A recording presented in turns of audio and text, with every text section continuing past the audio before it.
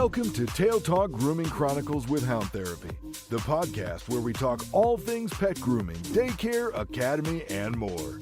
Hosted by Shannon and Tanya of Hound Therapy, serving pet owners across North Texas. We're here to share expert tips, hilarious pet stories, and the inside scoop on keeping your furry friends happy and healthy. Our motto, humanity over vanity. And don't worry, we don't bite.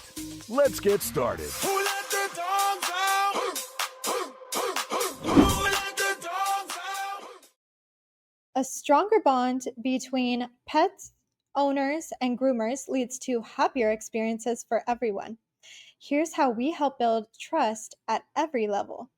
Welcome back, everyone. I'm Sophia Yvette, co-host / producer, back in the studio with Shannon and Tanya, professional groomers at Hound Therapy.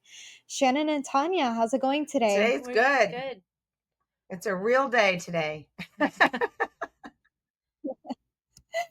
Well, that's great to hear, Shannon and Tanya. Can you inform our listeners about how to strengthen bonds between owners and pets, and likewise between pet and groomer? Absolutely.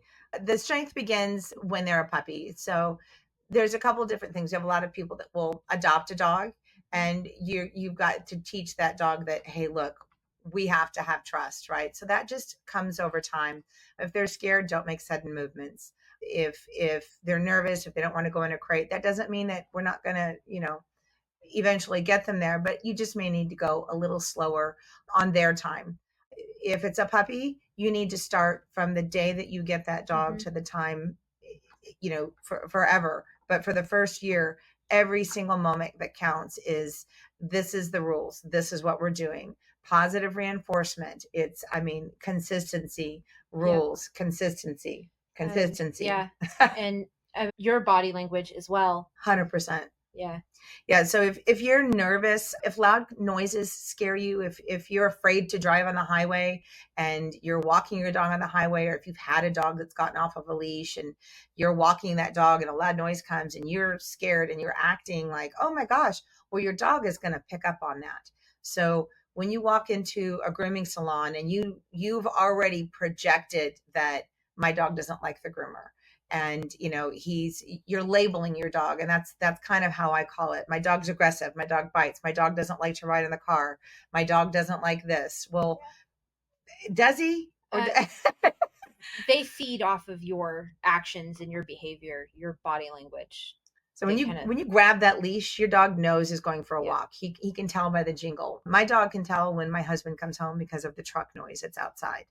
So that said, being consistent with your emotions. If you're afraid of something, overcome your own fear. Don't project that onto your dog, because your dog is going to absorb all of that energy, and it's going to portray that when it comes in. So if you're nervous walking through a door, your dog's going to be nervous first. Yeah. I mean, the best way that I can describe it is if consistent training with a positive reinforcement. If you're constantly yelling at your dog, those are things that we'll touch on in a minute. But your attitude on how you want your dog to live its best life is 100% how you need to be acting. So without you living your best life, they're companions, they're best friends, they're not just here socially. I mean, for a lot of people, these dogs they're used as a buffer for the real world of scary things in life, and that's a lot of pressure to put on a little dog. Yeah, on any one being in general. So use that dog. If he's thriving when you're out playing over a time that you're afraid or scared, then try to embrace that moment and have fun with your dog when your dog is having fun. If your dog is afraid of something, try to be that, like, okay, look, I'm not afraid. It's scary, but it's okay. Yeah, I'll live through it. We're gonna do this. So if I'm walking through, I see a cave and we're together and it's got a dark, scary entrance, and I look at you and I'm like, ooh, help me. Hey, why don't you go first and then I'll go after you. And I mean, we'll just see how it goes from there. Does that work for you? And, if you look at me and you're like, cool, right, then you've got a dog that's awesome. And you've got a really good friend that's willing to take some scary stuff on for you.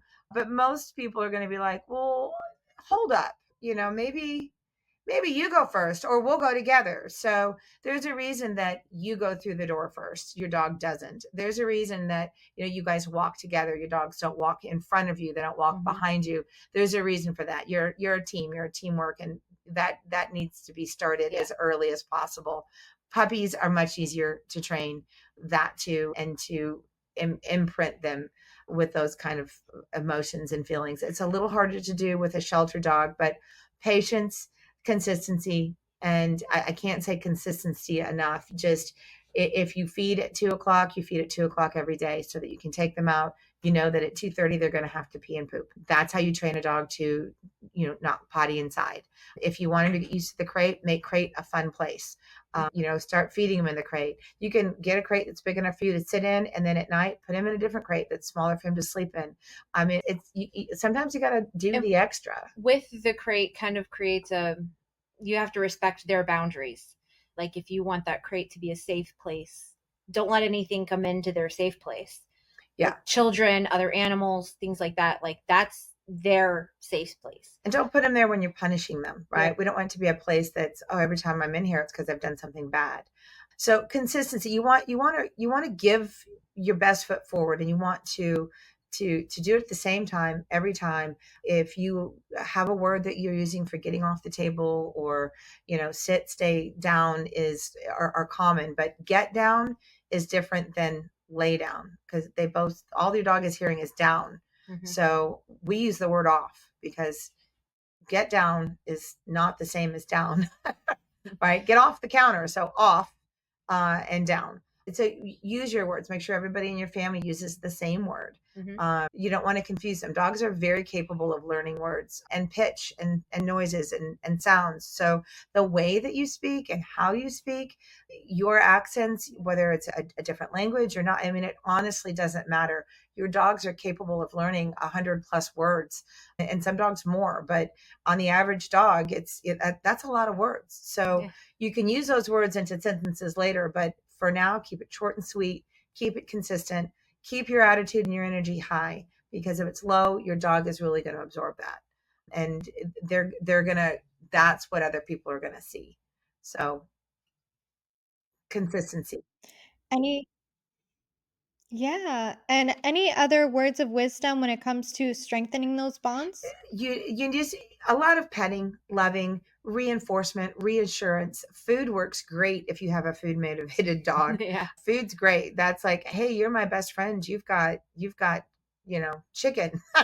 I like canned chicken. A lot of animals are really allergic to chicken, so you can try some vegan strips if they like that. You want to try to stay away from super high sugary content foods. If you've got a dog that's toy motivated, even better, because you can always have a toy. So strengthening those bonds, just like you do with your kids, right? Take them out, show them a good time.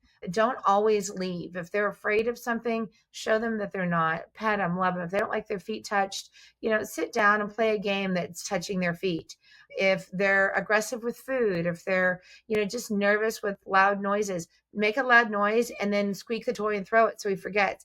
Eventually they're going to forget the bad part of it. So you're going to strengthen those bonds. And if you do have a bad moment, sit down, let you and your dog just kind of absorb that minute together. Take some time. Don't, no screen time, off your phones. Enjoy. Your animals are there for enjoyment. Enjoy them and let them enjoy you. It's easier said than done, right? But stop and smell the roses. Like if you got a dog because hopefully you want to spend some time with it, you want it to be part of your family. So let it be part of your family. Go for walks, take them to your grandmother's house, go for a drive, take them into Home Depot and Lowe's, go on a hike. Yeah. Bond with your dog, have it do the things you like to do. Well, thank you so much for those helpful insights, Shannon and Tanya. We'll catch you in the next episode. Have a fantastic rest of your day. You do the same, Sophia.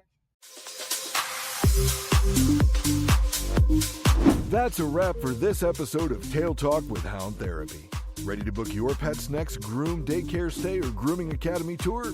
Call us at 469-367-0009. That's 469-367-0009 to schedule an appointment. Or visit us online at www.houndtherapy.com. Serving North Texas with expert pet care. Until next time, keep those tails wagging.